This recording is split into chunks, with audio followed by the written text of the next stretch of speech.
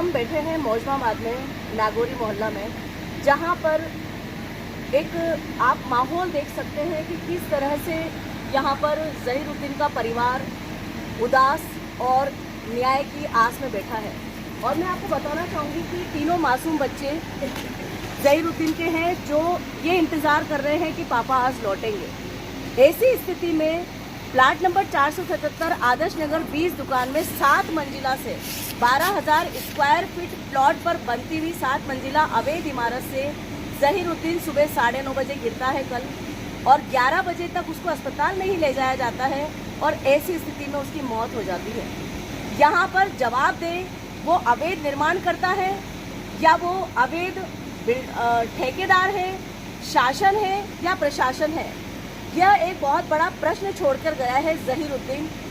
आम नागरिक के लिए, एक गरीब आदमी के लिए, एक कारीगर के लिए, एक मजदूर के लिए, कि आखिर क्या चंद पैसों के लिए कब तक मजदूर की जान जोखिम में डलती रहेगी।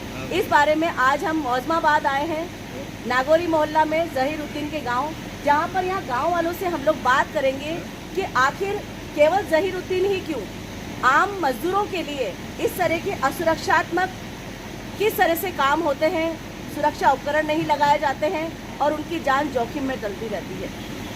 चाहिए देखो, मूल जो अपराधी है वो जो ठेकेदार बिल्डर है, उन्होंने लापरवाही की। अब तक वो क्या नाम है उनका? सिमरत सिंह पुत्र हरभजन सिंह जी।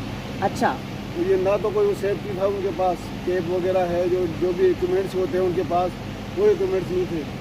यानी कि एक तरीके से जान जोखिम में डालते हैं मजदूर तबका, और वो मजदूरी करने में बेबस हो जाते हैं, मजबूर हो जाते हैं। तो हमारे से ये उम्मीद है आपसे, सवाल जो आप आए हो, आपसे यही रिक्वेस्ट है हमारी कि ज़्यादा से ज़्यादा हमें जो है बच्चों के लिए आर्थिक सहायता न्याय दिन। बहुत बुरी दुखी घड़ी है। उन्होंने बहुत, ये बिल्डर वगैरह है, ये कोई बच्चों को उनको देते नहीं है, मजदूरों को न सुविधा है, न कोई हेलमेट की सुविधा है, न कोई बेल्ट की सुविधा है, न और कोई लिफ्ट वगैरह में कोई उनको, और अकेला चढ़ा दिया। बच्चे ने खूब मना किया बंदे ने वापस जाने के लिए, मगर ये सिमरन सिंह, कपिल चोपड़ा वगैरह जो भी इसके ठेकेदार है, उन्होंने बहुत गलत करके बच्चों को काम करना पड़ेगा। नहीं तुम्हारे ये जो सिमरन सिंह है पुत्र हरभजन सिंह है, कपिल चोपड़ा पुत्र मुकेश कुमार वगैरह है, ये मजदूरों की एक तरह की शोषण कर रहे हैं। इनको मतलब मजदूरों को इतना परेशान करते हैं, उनको टॉर्चर कर रहे हैं, ना उनको सुविधा देते हैं। हम ये चाहते हैं जो बच्चा गया है उसके बच्चों को भला और उनको न्याय मिले, और जो भी इसके अंदर लिप्त है, विक्रम सिंह वगैरह है, और टेंडर ठेकेदार वो राजू वगैरह है, सबको सज़ा मिलनी चाहिए इसको, और न्याय मिलना चाहिए हमारे को। तो हमारा तो क्या है साहब, देखो कोई किसी चीज़ से कोई पूर्ति हो नहीं सकती उसके परिवार को, जो खानदान में हो जाए, और उससे कोई दूसरा खाने कमाने वाला भी नहीं, अकेले हो गए उसके परिवार के मासूम बच्चे और उसकी बीवी। अब खाने कमाने के लिए शहर में जाते हैं साहब। अब इस तरह के ये जो सिमरत कौर और कपिल चोपड़ा जैसे बड़े बिल्डर हैं, ऐसे लोग क्या है कि मजदूरों को मजदूरी का लालच दे के बिना किसी सुरक्षा उपकरणों के और प्रशासन के साथ में मिलीभगत करके ये NOC भी इनको मिलती है कि नहीं मिलती है, 7, 8, 10 माले की बिल्डिंगों पे इनको चढ़ा देते हैं। तो वहाँ पर इस तरीके से चढ़ाने के बाद में क्या है साहब, बिना किसी सुरक्षा के चढ़ा दिया, तो लापरवाही, उनकी घोर लापरवाही की वजह से हमारा जो भाई है उसकी मौत हो गई। अब उसकी मौत हो गई साहब, उसकी पूर्ति तो कोई नहीं कर सकता, लेकिन हम सरकार से, प्रशासन से ये अपील करते हैं कि भाई जो कुछ भी सरकार और प्रशासन बिल्डरों के खिलाफ सख्त कार्रवाई करते हुए हमारे को जो भी मदद कर सके वो मदद हमारे साथ, हमारी मदद की जाए। स्थानीय विधायक से भी हमारी यही निवेदन है। और कि वहाँ इतना सिस्टम उनका इतना भ्रष्ट है कि जब काम होता है वहाँ तो नीचे थाने की गाड़ी रहती है, एंट्री लेके जाती है, वहाँ मौके पे खड़ी रहती है, और हमें कुछ ही नहीं चाहिए, हमें न्याय चाहिए और कुछ ही नहीं चाहिए। इतना सिस्टम बेस्ट है कि वहाँ पे कोई मतलब वाली बात नहीं, कोई सेफ्टी बेल्ट नहीं। हम मौके पे गए, हमने देखा कुछ भी नहीं है वहाँ, ना कोई जाल है ना कुछ है। और एक सिमरत सिंह, ये कपिल चोपड़ा है, वो वहाँ के जो मेन है वही, वो कहते, ये जब ये कहते थे, ये कई बार कह चुके उनको कि हमें कोई सिस्टम ये दो, सेफ्टी बेल्ट दो, या हमें कोई जान का खतरा है, तो इनके पैसे रोक दिए जाते थे वहाँ, बस करना हो तो करो, नहीं तो यहाँ से जा सकते हो।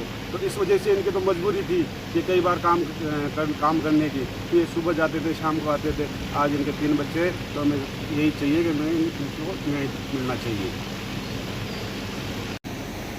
यहाँ पर सभी की आंखों में एक प्रश्न है कि DC यानी उपायुक्त युगांतर शर्मा आदर्श नगर जोन जिनको लगातार 477 ही नहीं सारे अवैध निर्माणों के बारे में लगातार सूचनाएं शिकायतें प्राप्त हो रही थी, उसके बावजूद इस तरह की बहुमंजिला इमारत बनकर तैयार हो गई।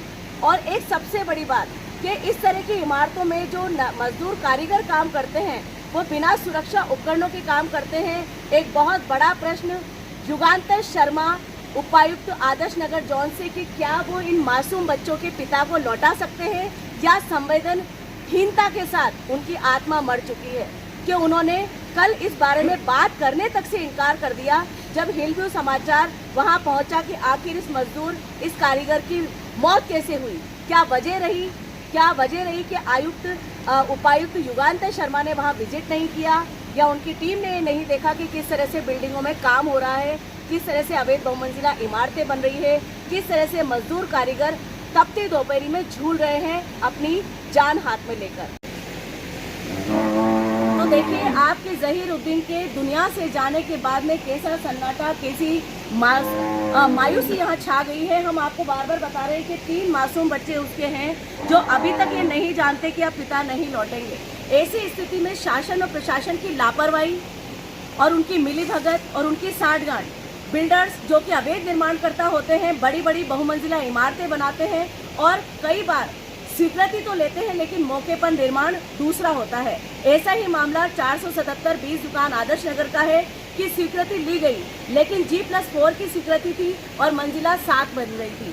सबसे बड़ी बात, 0 सेटबैक पे इमारत बन रही थी, बिना सुरक्षा उपकरणों के बन रही थी, लेकिन उपायुक्त युगांतर शर्मा ने कभी आवश्यकता नहीं समझी कि वो जाएं और देखें मौके पर काम किस तरह से चलता है अवैध निर्माणों में। लेकिन यहाँ पर बहुत सारे प्रश्न छोड़ रही है ये निगाहें और ये मासूम बच्चों की निगाहें जो ज़हीरुद्दीन को ढूंढ रही हैं कि पिता लौटेंगे। अभी